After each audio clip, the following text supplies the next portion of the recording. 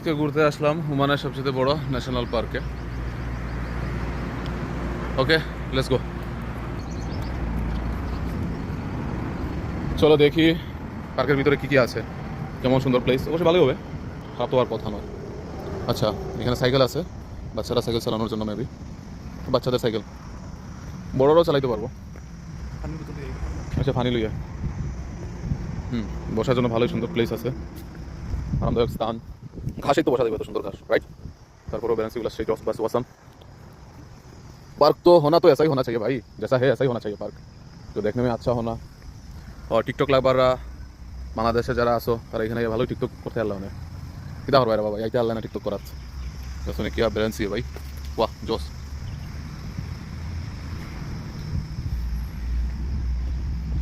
সুন্দর একটা গাছ দিয়ে নৌকার মতো আকৃতি দিছে, যেন চারটা নৌকার এক জায়গায় একসাথে বাঁধা।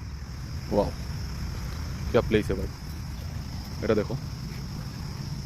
ওকে, দেন এইটুকু জায়গাটা দেখো, গাছ দিয়েই কি ডিজাইন করছে।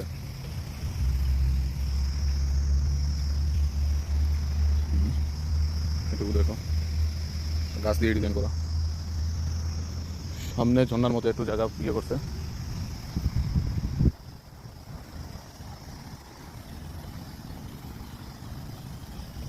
বড় প্লেস বসার জন্য, এখানে ঢুইকা বসা যায়। জন্না লাগান করিয়া রাখে, ভালো লাগে। সব কিছু পার্কের ভিতরে মনে করো পুরা পার্কটা ঘুরতে হইলে বিরাট একটা সময়ের প্রয়োজন। তো আসলে আমরা প্রবাসী মানুষ, আলাতুল তো সময় দেওয়া তো সম্ভব নয়। তার মাঝে মাঝে যতটুকু সম্ভব আর কি সময় দেওয়ার চেষ্টা করি। আর আমি যে মাতিয়ার নানি, সিলেটি মাতিয়ার, শুদ্ধ ভাষা মাতিয়ার, এভরিথিং বুঝলে বুঝবে না বুঝতে কথা গোটা দেখলাই নি।